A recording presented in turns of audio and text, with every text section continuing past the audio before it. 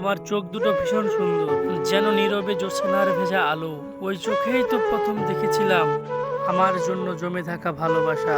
তাই বলি, যত্ন নিয়ে ওই চোখে, অকারণে যেন জল না নামে। পৃথিবী যদি কষ্টও দেয় কখনো, চোখ দুটো যেন ভেঙে না পড়ে। তোমার চোখের হাসিটুকু আমার পৃথিবীর সবচেয়ে শান্ত দৃশ্য।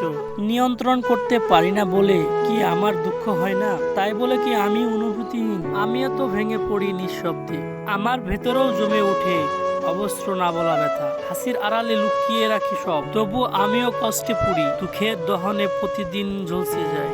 দুনিয়াটা বড় অদ্ভুত, যেখানে আপনি শুধু ভুল করলেই যে কষ্ট পাবেন তা নয়, বরং প্রয়োজন বেশি হলেও আপনাকে দুঃখ পেতে হতে পারে। কারণ মানুষ আপনার ভালো মন্দ মানসিকতাকে সব সময় সম্মান দেয় না, বরং সেটা তাদের অভ্যাসে পরিণত করে ফেলে।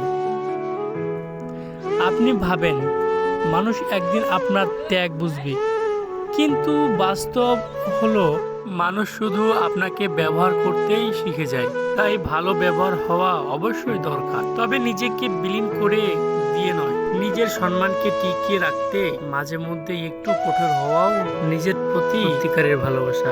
মানুষ না হয়ে যদি আকাশ হতাম, তাহলে বৃষ্টির বন্যার মতো কেঁদে দিতাম। যদি কোনো দিন মনে হয় ফিরে আসা দরকার, তাহলে নিশ্চয়ই ফিরে এসো। কোনো প্রশ্ন ছাড়াই বুকে টেনে নিব তোমায়।